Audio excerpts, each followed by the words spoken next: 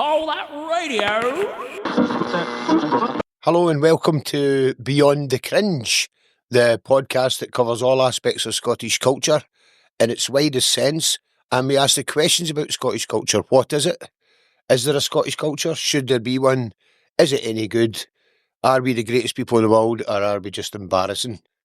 For today's episode, we're going to feature specifically on Scottish music, or music in Scotland. Depending on how the conversation goes, we'll decide what it is we're actually going to be talking about. I've got two great guests with us today. Arusa Quereshi's a journalist who wrote a book on the women in British hip-hop, was it? Or British hip-hop. And Carla Easton, musician, singer and director of Since Yesterday. Fantastic film, which is, people can see it online at the moment? Or? Yeah, it's on iPlayer until November this year. Which is a history, not the history, a history of girl bands in Scotland. It's a fantastic watch, very, very good film. I really enjoyed it, and especially finding out about bands that I didn't know about before. But we're here to talk about Scottish music, the culture of Scottish music, where Scottish music fits into our culture, and also just what is Scottish music to you, because I'm sure we all have a different view of what it is. And I'm going to start with Arusa, actually, with a very, very difficult question. When you hear that phrase, Scottish music, what image does it conjure up for you? Honestly, I think it's hard to say there's one specific image. I think for me, the image that comes up is something like a collage or like a patchwork quilt, something that's colourful, because Scottish music has meant so many different things to me over the years. So, as a child, I grew up playing instruments, and at school, Scottish music to me was the Scottish field music that I'd play and like Scottish trad that I'd play with orchestras and, various groups at school. And then getting a bit older, I had an older sister who was very much important to influencing my music taste. And I was obsessed with Nirvana when I was a teenager and early teens. And it's a bit of a roundabout way, I guess, of finding people on your doorstep. But because of getting into Nirvana, I got into like the Vaselines and the Pastels and Jesus and Mary Chain. And then also through my sister, who was obsessed with like Travis at that era, I got into Travis and Texas and Garbage and Idlewild, people like that. But then going into uni and going into like your going out kind of days, Scottish music to me became more varied and wide-reaching. So, Martin Bennett and Boards of Canada and Hudson Mohawk and Sophie and Young Fathers and just so many different things. So Scottishness meant so many different things to me by that point. And I think when you ask somebody to say what is Scottish music, especially somebody who's not from Scotland, they might come up with something like bagpipes or guitar bands, and that's totally fine because we should be proud of those things. And, I am very proud of those things. But I think Scottish music now is just so varied in terms of artist and genre. But then when you ask as well, the phrase Scottish music, what does it mean to you? It's not necessarily all shiny, happy things. Unfortunately, negative things do come up for me as well. And I wish that wasn't the case, but that's the reality of being a woman in music. Yeah, being a woman in music. Carla, your film Since Yesterday tells a story that hasn't been told before. And I think I want to ask you, is the sort of history of Scottish music or Scottish popular music, is it a story of men written by men until now? Making my film, it wasn't so much to critique on who told the story before, and it was more just as a practicing musician, noticing I wasn't seeing bands that looked like my band on stage and wanting to kind of find them to kind of justify what I was doing and my right to belong. Arusa talking about, I think I'm the same as you. When I think of Scottish music, I think of bands more than sort of solo artists, and always have from a young age. And, like being in a band, being in a collective, being in a gang. So, at one point my gang was a girl band called Canteen. But when we arrived on the scene, we were very much, I think we were the only girl band at the time. Honeyblood were a couple of years after us. And then, there's been loads since then. But we were very alone and noticed we'd be the only girl band on a lineup. at a festival or at any kind of gig, we were always referred to as a girl band or like female four-piece. And I find that watching your film, I felt a big wave of guilt when it was a bit when you said any particularly like being called a girl band. I mean, when I thought Teen Canteen were a fantastic band, and anywhere they were on, I'd drag mates along saying, "Wait, you see this band." Unashamedly a girl band, and they love it and all that stuff. And I thought, well, I found out they didn't really. Yeah, well, and it was just sort of, little things that were happening to us made me realise, and I've always been a record collector, so I think it was my friend Jenna at a flat party in my early 20s. We used to DJ, and she handed over a 7-inch of Strawberry Switchblade Since Yesterday, and I was like, can't believe this is from Scotland, especially when I saw the music video. And so you think there's one, there's got to be others, and then going on a hunt, and then realising you could find references to bands, but then you couldn't hear the music, and that was frustrating, and then asking why. But also then, on a global perspective, taking a step back and going, actually, there's never really been a girl band on the level of, say, the Beatles, the Rolling Stones, U2, Coldplay. We've had moments of it, but it's never been like careers of longevity. So it was all of that kind of went into it. It was never so much of who's gatekeeping that history. Certainly for our film, it becomes quite apparent when you watch it why these bands didn't, quote unquote, make it.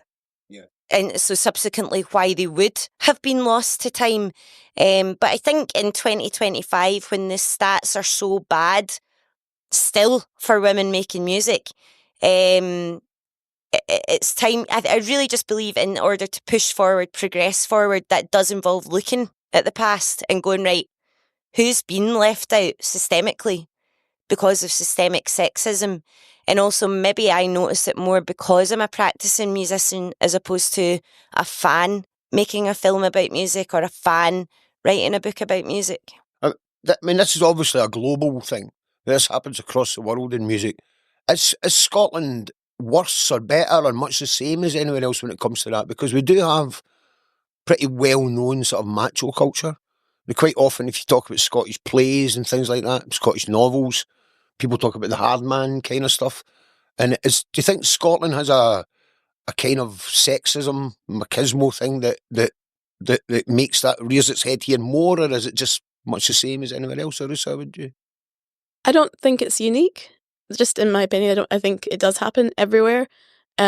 Just thinking about when I wrote my book about women in hip hop, and I looked at different regions. So I looked at Scotland and Wales, Northern Ireland, and in terms of women in hip hop in those regions, it was very much the same in terms of, they just didn't really get a shot at a certain time because it was so male dominated. And I think that is the case in smaller regional scenes all over the world, for sure. And in Scotland, do you think do we have a particularly kind of sexist male culture in Scotland? Do you mean in terms of music or in general? In general. I think it's quite hard to say in any place do we not have a culture of sexism, especially even if we just look at UK-wide stats on violence against women and women being murdered by men. It's pretty serious at the moment.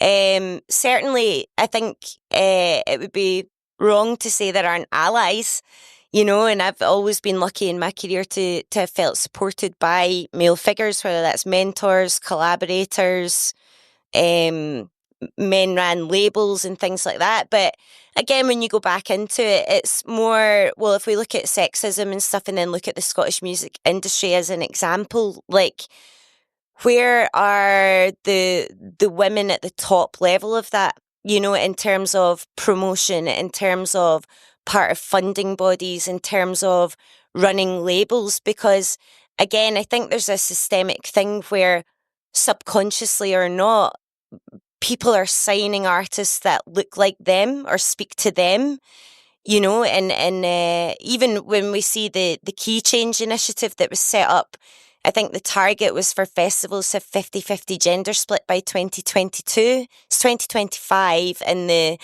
Key Change is still ongoing, and there's not one festival, I don't think, in Scotland has signed up to it. No festival in Scotland would get close to that 50-50. Anyway, the sad thing is that there's people that want that to happen, who are working in the industry. It's just they don't have. There's acts out there that can fill the slots. Yeah. Is that possibly because I don't want to sound like I'm making excuses for them here, but if you want to sell tickets for a festival, you need some big older acts that have got like a longevity in their career to get a kind of wide range of people along. And is that going to be an overhang from before, that those big acts where, as you say, where's the girl bands that were as big as the Beatles or the Stones or anything like that? But if you put on a big act, where's the big female acts from that? So the younger generation of female acts might match in terms of quality, in terms of how well known they are, the male bands or the male acts on there, but your headliners is we're going to have that hangover for a few years, that they're all going to be from the era where men dominated completely. I think when you look at festivals such as Primavera in Spain, who announced their lineup pretty much the same week as Transmit year on year, and if you look at a festival like that, they did sign up to gender equality parity, and the year on year do it or surpass it, I think. And even if you look at their lineup this year, it's like Chappell Roan, Sabrina Carpenter, Charlie XCX, like all these big names and stuff. So, I think as a person making music, I don't want to ever be booked for something just because of who I am. You want to be booked because someone believes in what you're doing. But similarly, can I get booked for, someone believing what I'm doing if in my career I've been told you only get the opportunity to progress if you lie about your age, if you dress a certain way and things like that, and have these obstacles that stop you progressing to being booked as the next headliner. But I think in general, I would say, I feel really hopeful and positive about Scotland because of the self-organisation that's happening at a grassroots and DIY level. Like, I think the grassroots and DIY level in Scotland is pushing for change, is progressive, and it's more just the top-down engaging with that. Yeah. If we look at, for example, Swim, that was set up in the last sort of 5-6 years. And originally that was meant to be just spotlighting women that were excelling within classical music, but they put a call out and all of a sudden bands from all genre and artists from all genre were signing up to be part of a membership, producers, promoters, DJs, women of all walks of life wanted to be part of Swim. Swim got overwhelmed, which is part of the reason why they're kind of not going anymore. It just couldn't function. But what they did do was manage to get, as you would say, like a seat at the table for change to be happened. They got recognised on a governance level, so what we really need is an organisation to come in and act as an umbrella for all the things going on, like Hen House, Amplify, Pop Girls, Girls Rock Edinburgh and Glasgow, and probably more that are going on that we're not aware of, and pull everyone together. And then I think that could be real change. Like, I think the Scottish music industry gave itself a pat on the back for Swim existing, but didn't help Swim to exist and keep going. And the fact that it was overwhelmed and couldn't function just shows just how big a problem there was, and how you have to take it seriously and make it a much bigger effort. Do you find writing about music, Arusa, that is that still male dominated here in Scotland? Because I do see, and I don't want to name names, but the guys that were writing about music when I was a teenager, some of them are still writing about music in the same papers, Not that they're not good writers, but I guess going back to what you were asking, Carla, about men writing about Scottish music, Scottish men in music. From a journalism perspective, I think there are a lot of incredible women writing about Scottish music right now who are really, really talented writers, who are doing great things. But I guess historically, going back, I'm not sure, like 80s, 90s, how many women there were writing about Scottish music. But I think a lot of the problem in journalism is that there are still not enough women in editor positions that are potentially given the power to commission. And as a result, I think there's so few opportunities as it is in magazines and publications, and everyone's competing and it's really difficult. But a lot what I've found that in Scottish journalism is that a lot of the same people, like you're saying, end up getting commissioned for the same things. So again, you've got certain writers who've been writing for publications for 20 years. And that's not dissing them at all. They're great, and I have a lot of respect for them. But I think the problem is that you miss the opportunity to bring in new voices who potentially have, insight, knowledge about yeah, new genres and new all of them artists. were new voices at the time. Yeah, exactly. When a lot of those guys, when they started writing, when I was involved in music business, and before that as a fan, they were very young people. They were young people writing about the young music at the time. Yeah.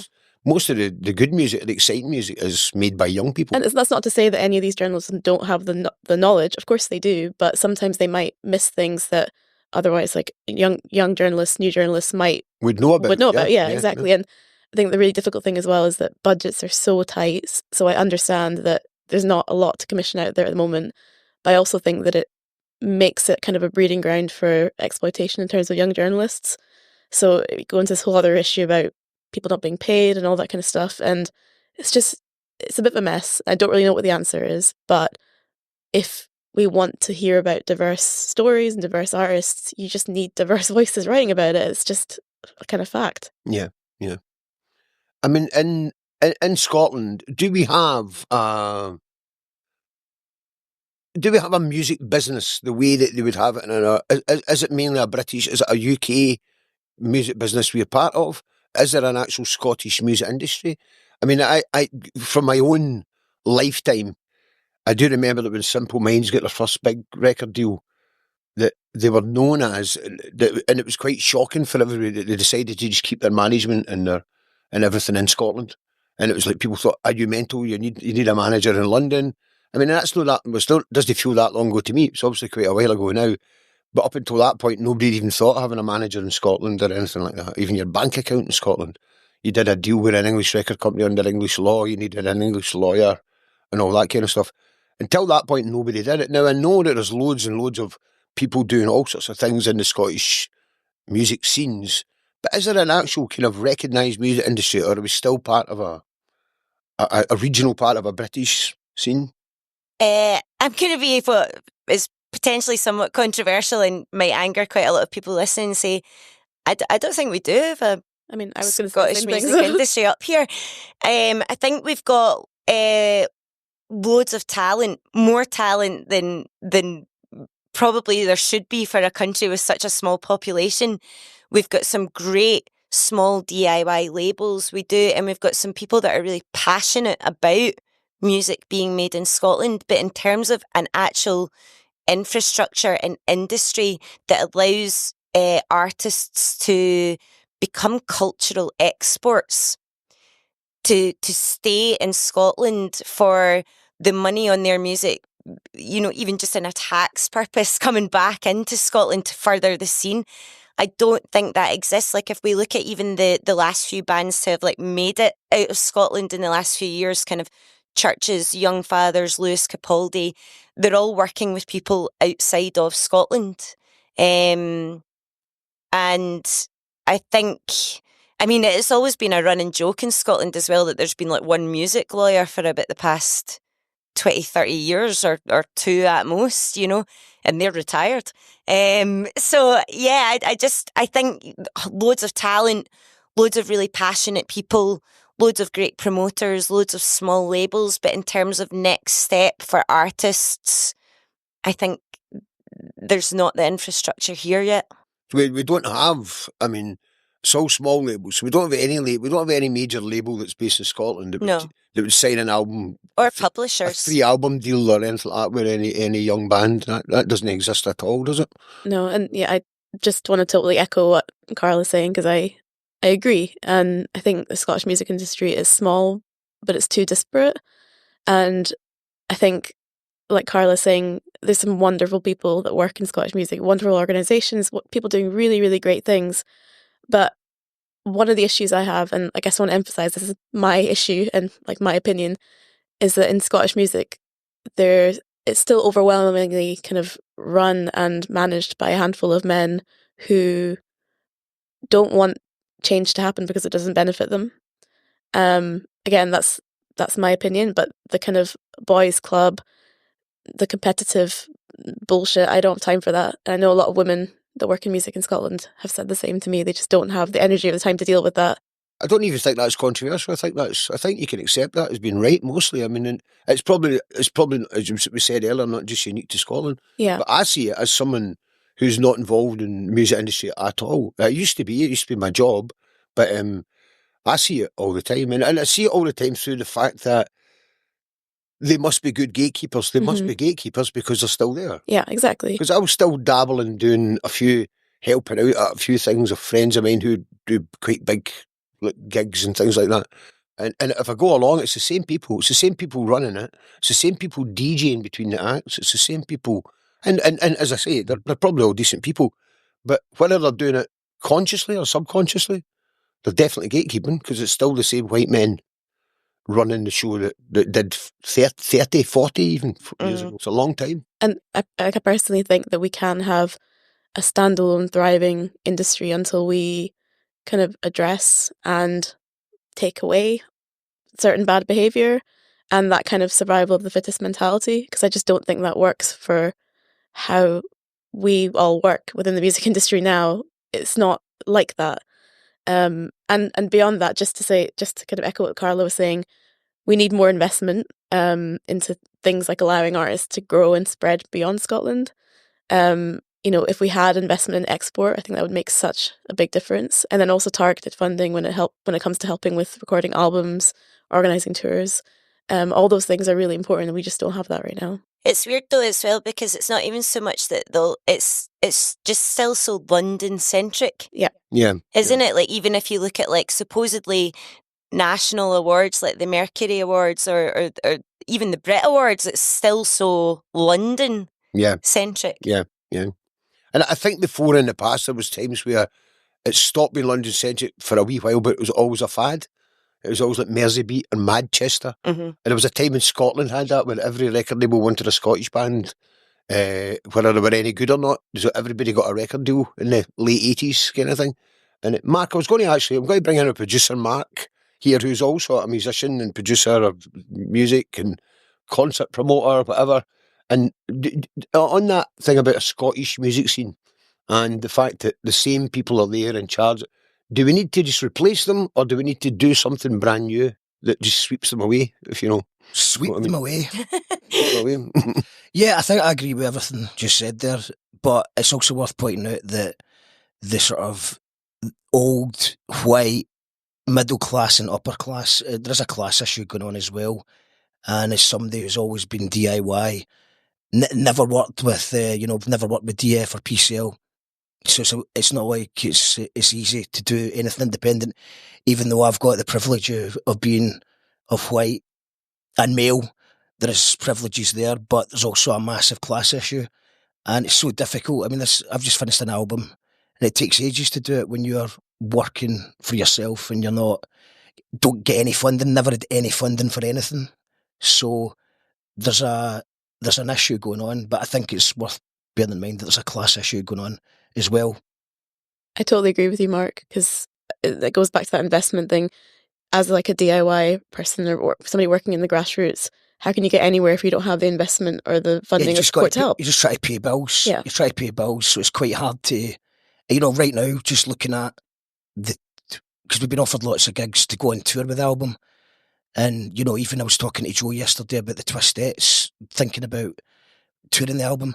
And it's just actually quite sad that we're considering, maybe the best way to make the album is not go on tour and just go into Canva and try and make little videos, little snippets. It might be more financially viable to do it that way to promote the album, which is just really sad because there is a demand to see us down south and stuff, but without the money to invest in proper promotion and proper ad, sponsored ads, something that I've never done really as well, it just seems like it's a financial risk. And I've already risked money on the album, so it's just like, how much money can you actually risk? It's not even a risk though, is it? I can't afford to tour. Yeah. I cannot afford to tour. And do you know, last year there was at the beginning of last year, a promoter, a white male promoter, middle class, told me I cannot make a career by just playing Central Scotland now and then. And I was like, well, unlike you, I can't afford to just like fuck off on tour. I'm predominantly freelance these days. I'm low income. If I'm doing a gig, it probably means I'm not earning money elsewhere. I'm also a solo artist, so I'm trying to make sure people on stage get paid to play with me. Can I pay the musician union rate? Can I fuck? Do you know, for half an hour, I think you're meant to get £194 per musician on stage. I don't know any promoter that can pay that. And yeah, you're right, Mark. I can't afford to tour. I would love to tour. I'm same, got a new album, and I'm like, it would make more sense for me to sit at home and perform and film it and put it online, because the cost of travel, the cost of accommodation, the cost of per diems, that's even if I went to tour on my own, just me and a guitar without a band. You know, I've been on tour lately doing support shows for a Nashville songwriter, 2-time Grammy nominated Nashville songwriter, over touring the UK, and she was like, what the fuck is up with UK fees right now? Well, that is a very real problem, and that goes way beyond the music industry. I mean, I know comedians who regularly gigged in England and don't anymore, and it's probably since COVID, and hotels and everything just became astronomical with the cost of living crisis that followed that. So I know guys that used to be able to go down to Manchester and do a gig for 150 quid. Now you can't, because your train fare and your hotel will be more than 150 quid. Whereas before, even just 5-6 years ago, I know lots of comedians that could do that. So we are sitting in that situation where you don't get paid anything like the musicians' union rates. Fair Play, a company I work for, sometimes pay musicians' union rates, but it's built into everything, the whole cost of the whole show. But it's difficult. If you're promoting gigs, it's actually difficult that everybody on stage should get 200 quid for even 20 minutes. Mm-hmm. And it's something that's a conversation that comes up every so often in the festival world as well, whereby somebody that's maybe from an opera or ballet background starts saying, why does the festival not play musician union rates? And the simple fact is the festivals can't afford to do that. The independent ones anyway. The bigger ones should pay, in my opinion. But there's just, the festivals are struggling as well, so they can't, it'll just put people off giving grassroots artists a chance, because it's like, why would you book somebody that's not going to sell a ticket and pay them 5 people musician union rates? I don't think anytime we've been paid musician union rates is just because we put on the gig ourselves and it happened to do really well. So I always wonder how we combat it. Like, do we combat it by making these things more aware to audience, to music fans, about the costs? Like, okay, you want to go to this gig, this is how much this ticket should cost you. For the people that you're fans of to get paid fairly, this is how much the ticket would be. Because it's, you know, when we're living in an economic crisis anyway, people are going out less. I mean, we talk about it all the time, like how pre-sales for local gig tickets are falling. A lot's getting cancelled because promoters are like, I can't put this on if there's only been like 10 pre-sale tickets. Things like that. And then, but weirdly, the cost of like a big show is going through the roof, and then you bring in dynamic pricing on top of it.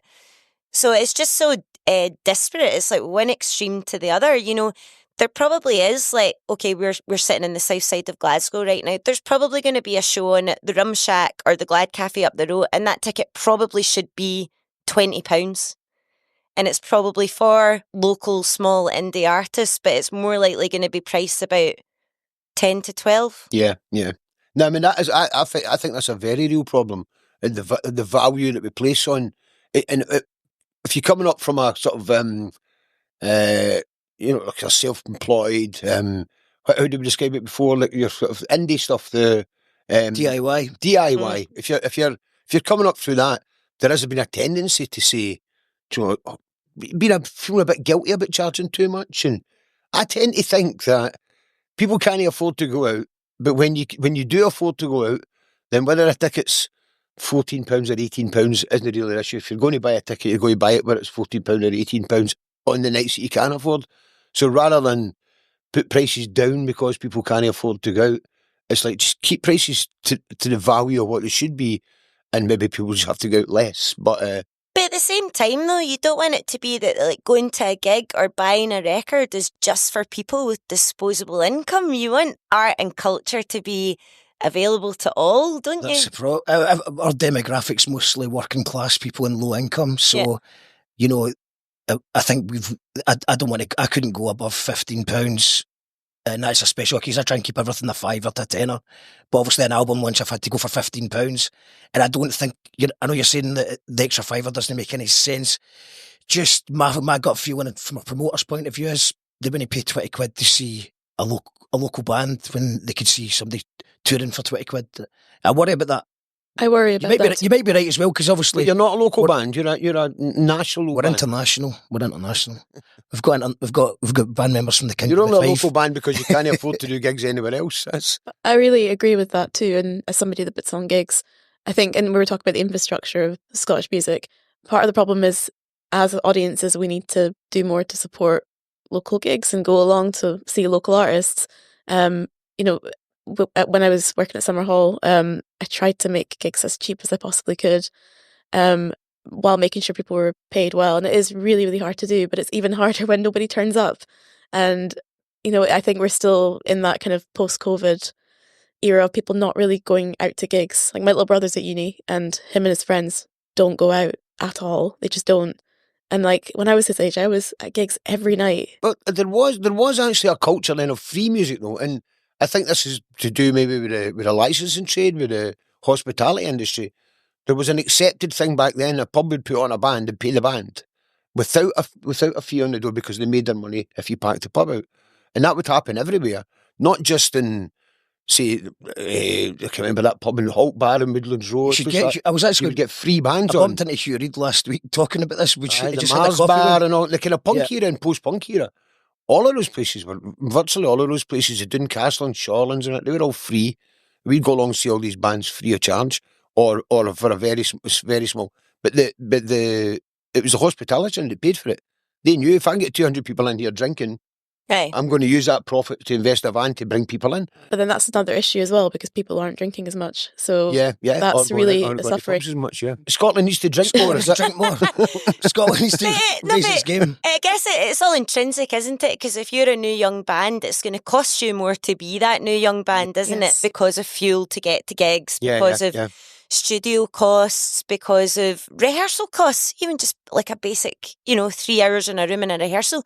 I think I had a Facebook memory pop up and it was like my first ever band and Young Fathers playing at Cab Vol in Edinburgh for £2. I was like, £2? But I don't ever remember walking away from that going, we felt shortchanged as a band as well, I used to run a club in Kilmarnock, not run a whole club, just a club, an indie night, if you like, once a week. And it was a great era because it was the late 80s and all that kind of stuff. When I look back on those posters, all the gigs were £2. Mm-hmm. And I think we charged £3 for Primal Scream because we thought they were a bit bigger. They were a bit bigger, 80 people came. And but it was kind of that kind of level that £3, are we really ripping people off here and all that. But I do think that back then you also had this culture of working men's clubs and miners' welfare clubs and all that. And in the 60s, if you ever go check out local papers for the 60s for mining towns, and you'll see like Auchinleck Miners Club, David Bowie, New Cumnock, Pigeon Club, the Moody Blues, things like that. All these bands toured everywhere.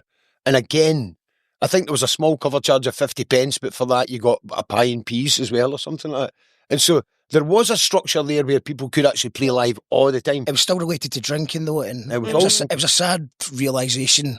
About 12 years ago, roughly, I ran a venue. I was the main booker, and I remember being really excited because I'd did something independently that sold out the entire venue, and the owners complaining that the Friday night had done better. Now the Friday night had a great ska night on, but 40 middle-aged ska fans outdrank 200 independent fans, and I realised that the numbers don't lie was a phrase that was used, and that's when I realised that I wasn't working for the music industry, I was working for the drink industry, and unfortunately that's the pattern, and I don't know how we go. We need to sort of reevaluate that, because I do notice that. Even the after party, normally we have the big after party, and we usually get a kickback from the venue for if the bar does well.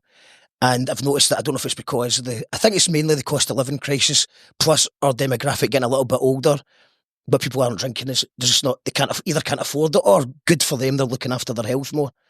But there's something's changed. I think linked into all this, there's certainly a culture. Sometimes I'm mentoring younger musicians come up, and there seems to be a lot of impact on mental health in terms of not feeling like they're doing enough, not feeling like they're on the correct career trajectory and things like that. And that's all heavily linked into social media and what we're seeing pumped out and all that. And then when I realised, like, everyone in sort of my peer group in the music industry in Scotland, we all have other jobs. We all have other sources of income, whether it's in the creative industries or the non-creative industries. And how in academia that seems to be being talked about a lot, but on a general music level, whether that's creators, music fans, we're not talking about that. And I mean, I guess this is linked, but it's not linked. But yeah, when I see up and coming artists and they're worrying about money and stuff anyway, and you know, because sometimes I do feel guilty. I'm like, God, I'm perpetuating this idea that all I do is sit at home, write songs, and occasionally make an album, or fanny off and make a film for 8 years of my life. But it's not that. Like, I'm constantly like, where's the money coming and what other wee random job can we do? I've still got a part-time job, you know, and like working probably more hours than my brothers do a week that have, you know, quote unquote proper jobs, not in the creative industries. No, I feel the same way in terms of like music journalism. Mm-hmm. I feel really guilty encouraging or saying to anyone that they should get into it, because I think it's just impossible to have a career solely in journalism/music journalism. And I think it's important to be realistic about that and say to people that are coming up, this is the reality of it, because, you know, once you get to that stage and you're struggling, I don't want people to go through that. If they have that in advance and they know what they need to do to be able to make it work, that's good. But people shouldn't lie to anyone. No, I know, and it's a portfolio career. That's what academics are all writing about. It's portfolio career in the music industry. A multi-hyphen. I know, portfolio degree.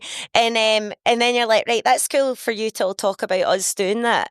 But I hate using the word normalise. I really hate it because it suggests otherness and whatever. But I think, yeah, we probably need to normalise that the condition for making music as an independent artist is it's not your income anymore. Things have changed dramatically in the last few decades, even in journalism.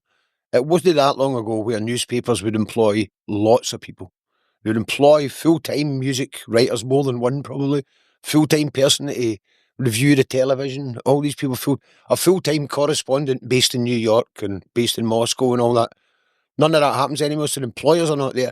And the record companies, the music business changed a lot as to where they derived their money from, how the money came in. And when I managed bands, I say it was late 80s and all that, and one of the bands I managed signed a brilliant big record contract, and it meant everything was then taken care of. Everything, absolutely everything. You had a travel agent, you had a booking agent, everything was laid on for you, and it meant you could get on with the business in hand of just playing loads of gigs and sitting in a studio for 3 months and somebody else is paying for it and all that. I don't think that exists at all. Even bands that get record deals, get a deal for somebody who's going to put your record out for you. And you're going to get... You're already successful if you're getting signed for the most part now. You've already got your followers. You've already proved that you can sell out tickets up and down the country. There's not like an A&R. They just sees you at a gig now and goes, let's invest in that band and give them a chance to fail and try stuff out. Is there a way of changing this then? Is there a way of us getting a mechanism or an industry or a body together that pays young journalists, that pays young musicians? I think we just need better a socialist government or something. I don't know. It goes to the politics that arts is not. It's actually good that the arts isn't doing well. I think it's almost a managed decline of the arts, and it's affecting everything from the journalism to the artists. I don't think the government cares, and we've got austerity, and people. The first thing it goes to people going out. So yeah, I think it's big changes. I don't know if there's anything that we can do. I don't know. I agree. I think it's big changes too. But just thinking about journalism, like what you get paid for an album review now is probably what people got paid for like 20, 30 years ago. That Absolutely. has not changed. Yeah. And that's mad to think about. But then I know every country has their problems and Scotland's not unique, but I've got friends in Canada who tour and are doing very well because they've got a lot of support from the Canadian government and There's a lot of support in Canada from individual states as well. Exactly. To support their big festivals, their fringes. I have a friend who's a poet who goes to Canada every year and tours the various fringes, Edmiston and all these places, and then takes the rest of the year off as a big long summer holiday, because the Canada touring Canada on its own is his annual salary. You know what I mean? And it's and you never get that over here. And poets don't get paid at all usually. And we're allowed 4 poets, I think, at a time. So we're all waiting and wanting them to die so we can all fight over what's left. But do you know what I mean? That's all government support. I do remember, you said about austerity, Matt. I do remember reading a few years ago when we were in the midst of the last Tory government's austerity, and that we were cutting budgets, and again, arts was cut, education was cut, everything was cut. And the German government at the time was cutting the budgets of every department apart from arts and culture, and they were putting it up by 20% because they realised in times of austerity we need more art. There's 2 things I was going to say off the back of the last thing you said, Mark. I think you only get signed if you've got money now. You know, like you've got to have that money to even get noticed by the record label. So it's that as well, which means unless you've got money in the arts, you're not. Yeah. So it's getting aimed more. It's getting aimed more at the privileged people are getting more now. Yeah, totally. And that's true in journalism as well, Oh, isn't totally, it? Really? yeah, because you have to be able to work. You don't want to sign somebody that's got a full-time or a part-time job as well. You want them to just be able to work for pennies. I'm glad that there was this U-turn from the Scottish government, and you know the multi-year funding got absolutely loads and loads and loads of money. I think it was the most they've ever been given in a budget, but it's like crazy that we had to get to that point for that to happen. Like so many people's mental health has been totally destroyed by this process. Yeah. The delay for 3 months just was devastating for some people. It was, and people will not recover from that. But I think what I find interesting in the whole thing is, you know, the Scottish government are talking about moving towards being a well-being society. We want a well-being society and great 4-day weeks and all that. Everyone's happy and supported and things. And how the well-being of society is so intertwined. I don't think you can separate that from arts and culture. You know, 1 day a week, I'm through in Greenock at Rig Arts, which is a charity run by Karen and Jason Orr, who work tirelessly round the clock for that building. And everyone that goes in there to use its services, it's free. It's free access, and it's in Inverclyde, which is the most deprived area in Scotland. And the delay in waiting, are we going to get the funding? And we're still waiting on Youth Music Initiative to see, will that come through? And I was just thinking, like, God, there's some people that come and use this, and this is maybe like 2 hours a week. They feel safe and accepted for who they are. You know, gets them into a safe environment. Maybe their house isn't safe. Feel supported in a way that maybe they're not at school for 2 hours a week. And that's not even about arts funding in terms of, you know, the people that are going to Rig Arts are going to have successful careers as creative and make work of value. I mean, obviously it's been great having a wee band I mentor come through and they're doing really well. But the majority of kids I'm working with are just going to develop their social skills and build confidence. And that's well-being. So you take those services away, you take those community writer groups away, you take those groups away for, I don't know, like reading groups for women. Maybe that's the only time they're safe. That week, you take that away, you take away well-being. So that's what really... And so much of the arts, I can when we talk about the understand, arts, you and know? we talk about music and well-being, I think sometimes we forget about that. And I remember a few years ago there was a lot of arguments about artists and funding, and there was a bit of people railing against it a bit. You know, it's all middle-class people that get the funding anyway and all that stuff.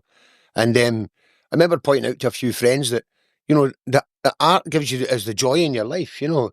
That song you sang at the karaoke, an artist wrote that. You know what I mean? And you're having pleasure singing it, your pals are having pleasure watching you do it and all that stuff.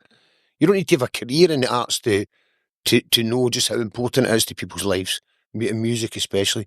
I want to bring it back to, I see time getting on this, I want to bring it back to this idea of Scottish culture and how we see ourselves in Scotland. Now, I've also, there's kind of two schools of thought in Scotland. There's this kind of Scottish exceptionalism. You'll have seen this tea towel that says, we invented everything. Scotland invented everything. We invented that idea that we invented everything. Like the tea towel? The tea towel, yeah. It says on it, we invented the phone, the television, the this, the that. I can't even remember what we invented, all these things. I think Wellington boots, was that one else? And anyway, we have that sort of school of thought. And we've got another almost miserablest kind of look at it, saying, you know, Kentish Fair, sit down, stop showing off and all that I kind know. of stuff. You know what I mean? Who are you? Who do you think you are? And all that, and like almost scared of, you know, flamboyance, scared of success, scared of noise, even. And so, I mean, I think there's these clashing things in Scotland, and that's why people talk about the cringe, the Scottish cringe, and all that. We're scared, the fear of flying. We're scared of success. We're scared of being judged for showing off. Is it any different from anywhere else? Is there a Korean cringe, do you think? Is there a Mexican cringe? Maybe it's that cringe is what makes Scotland good at productivity. You know, Yeah. that and the miserable weather, like it's shite to go outside, so you're just going to sit in and invent stuff and write songs and make great art and stuff. But I don't know, I mean, I've always found that an endearing quality of like working in Scotland is it's like you're kept humble. Yeah. You know, absolutely. you're kept grounded because it's like you can't turn around and be like, I did this and it was really fucking great, you know, because it'll be like, no, you didn't. And so I don't know, but I think, I mean, me and Blair spoke about that a lot when we were making the film, that we don't talk about how great we are and doing things and Sometimes I do you think know, we do know. sometimes I think we do. Sometimes I think it's easier to platform others rather than yourself. Yeah. But I don't think that's a bad thing. I think that can maybe generate community and peer-to-peer support is a wonderful thing, especially when we're cultivating our own little industry because it's so London-centric. But yeah. Is there a Scottishness? I mean, I when I grew up, again, old guy going back to when I grew up, everybody sang in American accents. The people who formed punk bands back in the day sang in like London or Essex accents and all that. I mean, when I managed a band called Trash Can Sinatra's, it was the first time I'd heard a guy singing in a Scottish accent. Not like the Proclaimers, just singing the way he would sing. Carla does it. People that sing in your own accent and all that. That was kind of unheard of. But I've always thought that Scottish music, is it influenced by Scotland and Scottishness and Scottish culture and Scottish tradition? Or is it just part of a wider thing? Because if you think of all those great bands of that late 80s, early 90s stuff, the Teenage Fan Clubs and Superstar and all those kind of, they're very much American sounding bands. And if you think of the sort of big, the bigger kind of stadium type bands like the Simple Minds and Mogwai and all that, very European. Is there any Scottish influence in it? Does being Scottish matter for is the Scottishness come through in the good Scottish music? Arusa, does it to you? Can you see it? I feel like Scottishness means so many different things Yeah. in the context of Scottish music. But just to take it back to your point on accents and just to take it back to hip hop for a second, this is very much a thing in hip hop where in all regions of the UK, when hip hop first started kind of emerging in the UK, people were using American accents because that's what they heard and that's what they thought was right. But also, crucially, because in America they did not take anyone seriously that did not have an American accent. And it wasn't until, quite a while, people started rapping in Scottish accents. But even now, in America, I know for a fact, looking at social media and looking at how, not just Scottish, but UK rap on the whole is seen, Americans still take the piss out of it. They still make fun of it, even though we can say we've got an amazing scene here, we've got so much going on. So I think when it's a genre like hip hop that has traveled the world and, created its own scenes in different places, I think it's hard to say, you have to always say, okay, well, hip hop is a uniquely American, African American genre, and you have to kind of pay homage to that, but you can still say, this is our version of that, and it's evolved and grown, and we've created our version of that. There was a huge Scandinavian jazz scene with loads of great musicians. It still was an American culture that they were sort of mimicking. But do Americans, do they have the same attitude to, say, French rappers? Because French rappers sound pretty good. Yeah. I don't know what they're saying. But rap around the world, like in other languages, sounds so good. Any other language? Kneecaps bringing the Irish language to hip hop. They're taking that seriously for some reason. Americans are taking it seriously. They are. Yeah, they are a wee bit. Well, because it's a novelty at the moment, but they are loving the movie and they're taking the music. I think they are because of the film, like that, because it's kind of done so well. But yeah, I just think a lot of Americans see hip hop as uniquely American, and they will not accept hip hop from other places. And I think that's the case for probably other genres that come from other parts of the world. I get that, but that doesn't mean we can't start our own scene and start our own. There's been a couple of Americans, just anecdotally, who actually love they maybe got a link to Scotland and they love the Scottish accent, and they agree with me in the sense that for me, I love hip hop and it's got to be authentic. So I would rather listen to a guy doing it in a Scottish accent, well, being honest, than someone putting on a fake American accent. I kind of go at the fake American accent thing. A little bit less strict on it when it comes to indie music or guitar music, but I want to be listening to a songwriter and I want to believe their story. I want to believe people when they sing or they rap, and that usually involves not being overly Scottish or anything. Just I want it to be close to their speaking voice for the most part. It's just an authenticity, isn't it? I didn't even realise I was singing in a Scottish accent till it was pointed out to me, and then someone was like, Teen Canteen are never going to make it because of the accent you sing in. And then my mum was like, Carla, you've got a lovely South Lanarkshire accent. And it's like, well, I'm from Carluke, I can't turn it down. But no, it's a weird thing. I don't know what Scottishness is in any sort of cultural output, because I think, as a songwriter, my influences come from loads of different sources, depends on what songwriters and bands I'm listening to in my record collection, what authors, what books I'm reading, what poetry I'm reading, what art I'm taking in.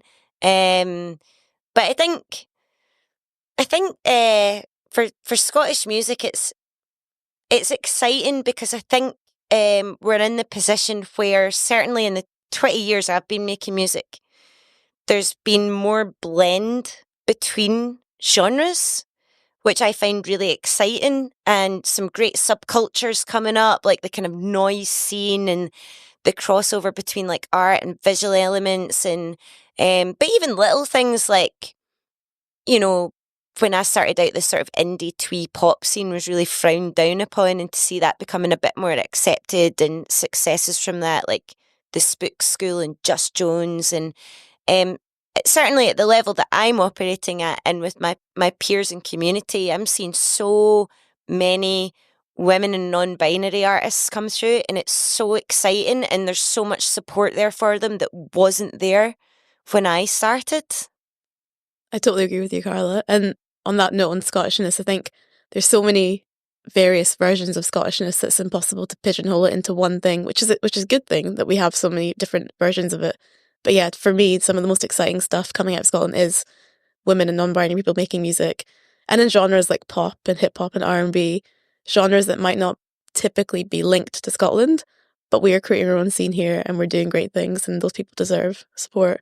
And I think that's something that we in Scotland are very good at, like you said, this kind of merging of styles and genres. And I think the most exciting stuff happening is in that kind of cross-pollination of styles. That's where we're seeing the most innovation, and that's where the kind of excitement is. That's you mentioned it. You both mentioned the sort of up and coming acts, young women, and coming through. Can you name one act I should see in Glasgow? Currently, I'm doing it. I'm going to be telling everybody. I don't know if you've seen the Niche Family. Have you seen the Niche Family? Yes, they're a sort of country. Yeah, seen them. Were they at Celtic Connections recently? I think they were, yeah. They would have been. There's like two guitarists and a singer.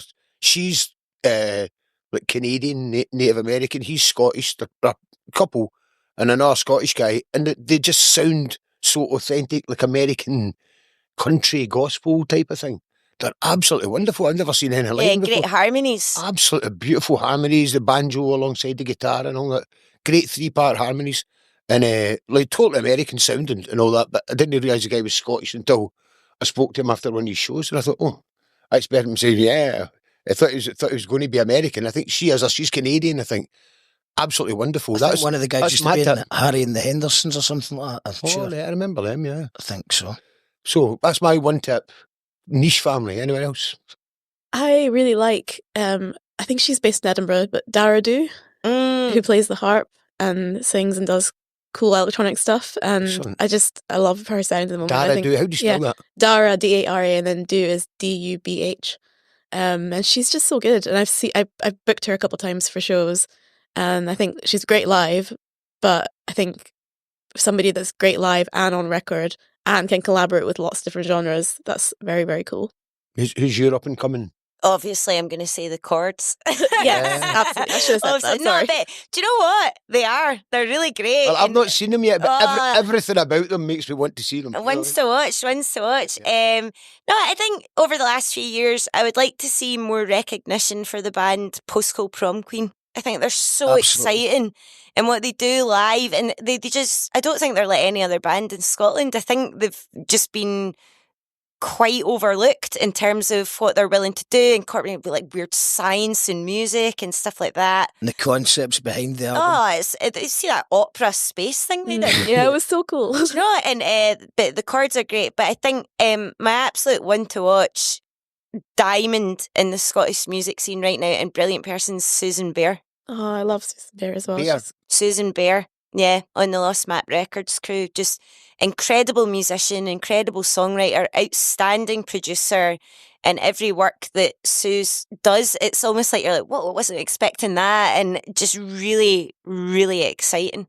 You mentioned them already, Carla, but I think the Hen Hoose Collective on the whole, everyone that's involved in Hen Hoose are doing such good things, and they're just such incredible musicians, songwriters, producers, and they deserve so much attention.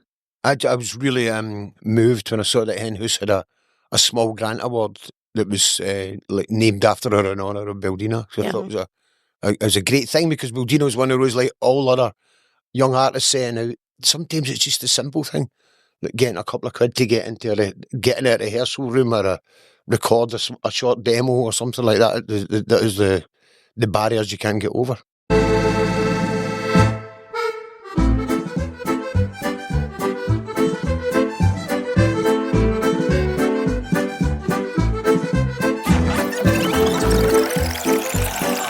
Three questions, one for each of you. The three questions are: number one, what was the important Scottish song or song by a Scottish artist when you were a kid growing up? Number two, what was the important Scottish song when you in your young adult years, as a teenager, going out clubbing, etc.? And number three, what would be the national anthem in a newly independent Scotland? Carla, what was your one as a kid growing up? What was the important song to you? I think the song that changed my life was hearing Son of a Gun by the Vaselines, which I heard before I heard the Nirvana version. I used to have this stereo above my bed, so it'd be like you'd lie on the bed with your headphones plugged in, and it was like, that was heaven. You were just listening to it coming from heaven. And the first time I heard when Frances came in on the chorus, I couldn't believe it because she sounded like me.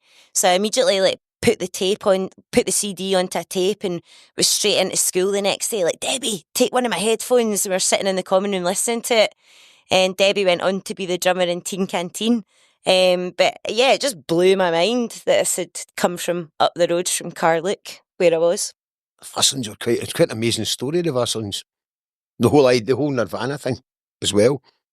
There's probably more people listening to them in Seattle than in Carluke.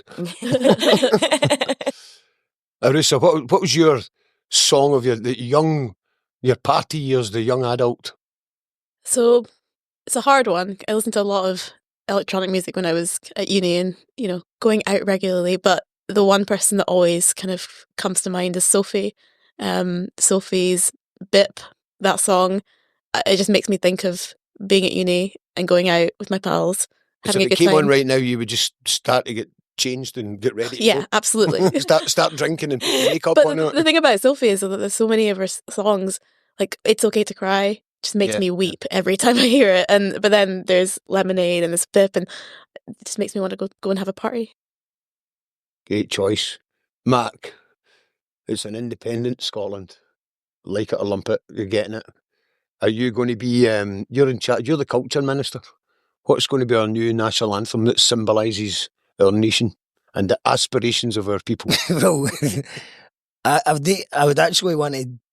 If I would actually take some time to think about it, and I'd I don't know, maybe make a graph or something. You've got 4 seconds. Yeah, no, I'm just off the top of my head. I'm going to go with Clearance by Doss, which the chorus is "It's shite being Scottish," which is so I've got to go with that just now.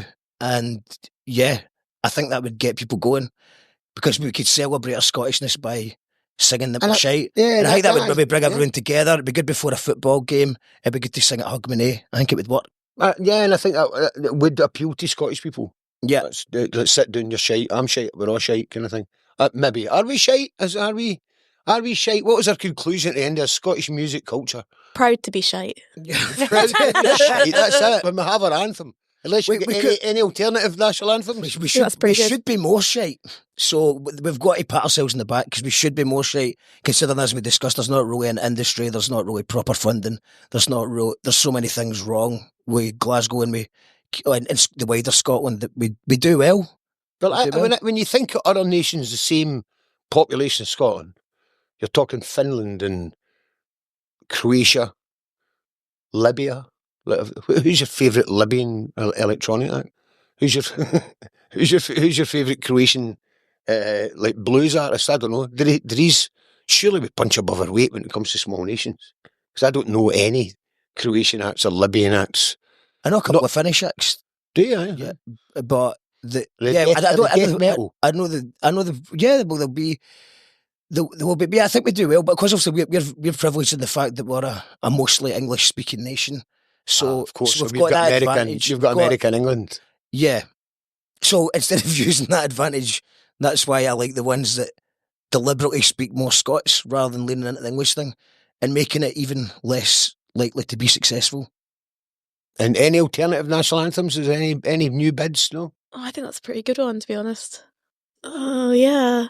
No. It is a good one. I'm just trying to think, is there something a bit more hopeful? Yeah. Oh, there's something like, I don't know, like Young Fathers, in my view. I really like that song. Good choice, yeah. That could be a good one. Or something instrumental, like Hudson Mohawk. Yeah. There is, of course, all of those are wrong answers because there is a correct answer to this question. And as the Culture Minister, the new Scottish national anthem will be "Feels Like I'm in Love" by Kelly Marie, and that's already set in stone. Sorry, as long as I'm leading the revolution, that is. So we're at the end now. I think we've discussed all we can about Scottish music. Hopefully, it'll inspire some more discussions back home. Hopefully, when this goes out and gets broadcast, people will have lots to say about it and be very angry about it and get engaged in conversations because I think we're good at angry conversations. We're good at getting to subjects that way. So just want to thank again my guests, Carla Easton, Arusa Quereshi, and our producer, Mark McG. And thank to Richard and Glad Radio for the use of the studio. And thank you all for listening. This has been Beyond the Cringe. Brothers and sisters. Is that you, Daniel? Are you before me? Call that radio. You call that radio. I'm the dog. And I say, hey, go away and get a buzz back down.